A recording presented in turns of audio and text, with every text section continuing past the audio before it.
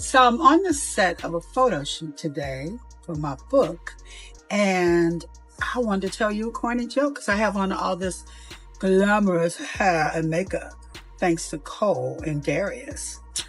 And Sienna on camera work. You got a corny joke. Want to hear it? Here it go. So, what happens when a snowman throws a tantrum?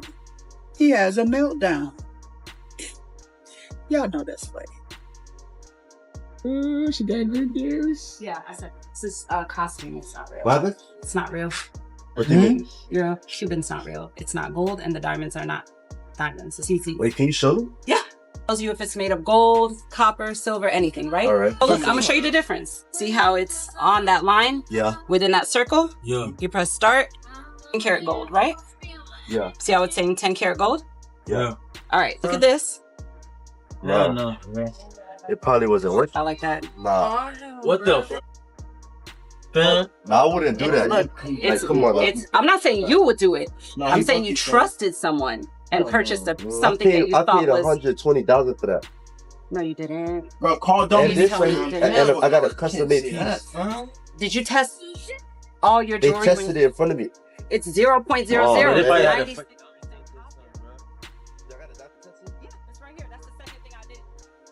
I done figured y'all niggas out now.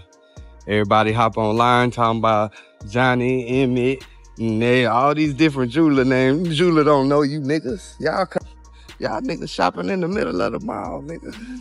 Getting them motherfuckers like that, nigga, and then gonna lie on your rap song. Johnny don't know you niggas, have no knowledge of you niggas. Holy Trinity. Oh, okay. Go ahead on then. You think Jaden's a narcissist Yes. over your son? Yes. And then when did she become a... Because you called her that. Don't say that. I said chick. No. Were you a lesbian before? Or bisexual? Did you go over there to see Krishan Jr. because you wanted to see the baby or because you wanted it to be a part of the show? You better stop. Everyone thought they already knew how Coachella works. Weekend 1 is where everything happens. The biggest surprises, the viral moments, the performances people talk about all year. And Weekend 2, usually just a repeat. But this year, something flipped. Because somehow, Weekend 2 didn't just compete with Weekend 1. It completely took over. And now people who went the first weekend, they're not just disappointed, they're actually mad. Because what happened during Weekend 2, nobody saw coming. At first, it didn't seem like anything unusual. Weekend 1 had already set the tone. Big crowds, big performances, the usual influencer chaos. People expected Weekend 2 to follow the same script, just a little calmer. That's how it always goes. Less crowded, more relaxed, no major surprises. But this time, that pattern completely broke. Because instead of slowing down, Weekend 2 escalated. Fast. Suddenly, social media started filling up with reactions. People watching from home couldn't believe what they were seeing, and the ones who already went Weekend 1, they started realizing they might have picked the wrong weekend. Comments started flooding in, people saying Weekend 2 was unfair, that it made Weekend 1 look boring, that they felt like they missed out on everything. And honestly, they might not be wrong, because what kicked it all off was something nobody expected. It started with a rumor, the kind that spreads quietly through a festival crowd. Someone said Olivia Rodrigo might show up. At first, it didn't sound real, because at events like this, rumors are everywhere. Half of them never happen. But this one, it didn't go away. It kept spreading. More people started talking about it, and suddenly, the energy shifted. Then it actually happened. Olivia Rodrigo walked out during Addison Rae's set, and just like that, everything changed. The crowd lost it, social media exploded, and the conversation instantly got deeper. Because fans didn't just see a surprise performance, they started connecting dots. The timing felt interesting. Sabrina Carpenter had just headlined. She had her own massive moment. And then right after that, Olivia drops new music and shows up at Coachella the next day. Fans started asking questions. Was it coincidence? Or was there something more behind the timing? No one said anything directly. But the speculation? It spread fast. And just when people thought that moment couldn't be topped, that's when things got even bigger, because suddenly, it wasn't just one surprise anymore, it turned into a full takeover. Madonna showed up during Sabrina Carpenter's set, and that moment alone had people losing their minds. It had been rumored before, but seeing it actually happen, completely different. Then, out of nowhere, Terry Crews appeared. And not just appeared, he performed 1,000 Miles. A full White Chicks throwback moment.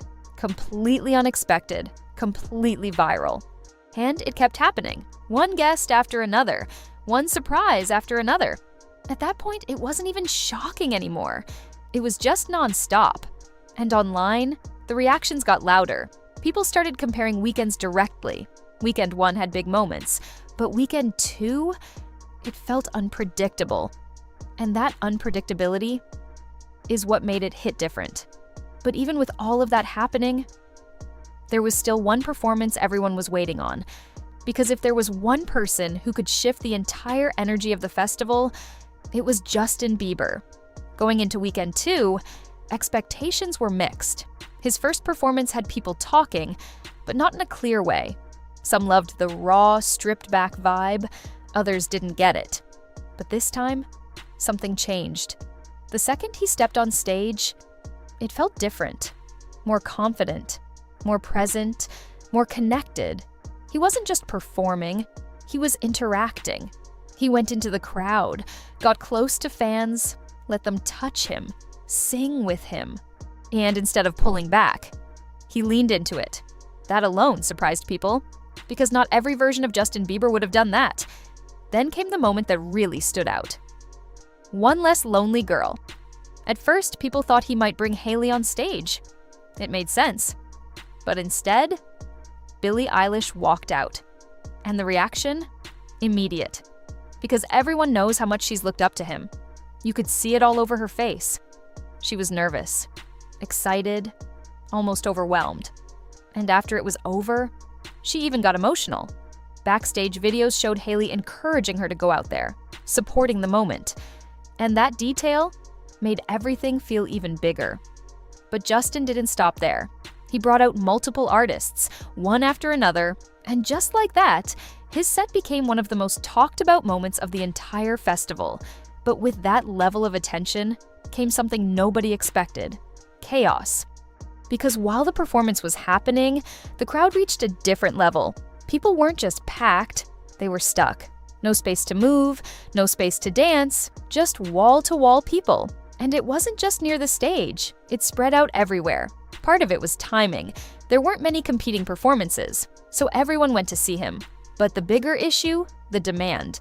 And that became even more obvious at the merch stands. Lines stretched for hours, not exaggerating, hours. Some people waited almost the entire day and still didn't get anything because everything sold out. Fast, so fast, that fans started noticing something strange. Some of the merch looked familiar. Turns out, a lot of it was repurposed from older tours, reprinted, reused, resold, and people had mixed reactions. Some didn't care. Others felt like it was rushed. But either way, it proved one thing. Justin Bieber's pull, still massive, because people were willing to spend their entire day just trying to get something connected to him. And that says a lot. But he wasn't the only one making big moves behind the scenes. Because while fans were focused on performances, there was a whole different story happening in the background: money, production, and power. Karol G made history as a headliner, but what shocked people wasn't just her performance, it was what she spent. Reports claimed she put in way more money than she was paid. We're talking millions, out of her own pocket, just to make the performance exactly how she wanted it. And she wasn't the only one. Artists are starting to treat Coachella like an investment, not just a show. Because the exposure, global, the impact, massive. And when you compare that to someone like Justin, who kept things simple, it creates an interesting contrast. Big production versus raw performance. And both worked. But it showed how different artists approach the same stage in completely different ways. And while all of that was happening on stage, off stage, things were just as chaotic. Because Coachella isn't just about music anymore. It's about everything around it. Influencers, relationships, viral moments. People were spotting creators and celebrities everywhere, some in the middle of personal drama, others just adding to the atmosphere. But then came the reality check, because behind all the aesthetic posts, the festival wasn't perfect. Far from it. There were sandstorms, heavy winds, tents literally blowing away, dust everywhere.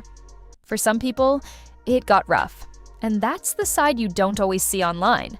At the same time, there was another debate happening. The crowd.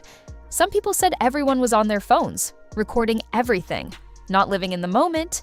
Others said the complete opposite, that the energy was real, that people were dancing, actually enjoying it. And the truth probably depends on where you were standing, but it shows how different the same experience can feel, depending on perspective. And that brings everything back to one question. What just happened to Coachella? Because this year didn't follow the usual pattern. Weekend 1 didn't dominate, Weekend 2 didn't slow down. Instead, it took over, completely.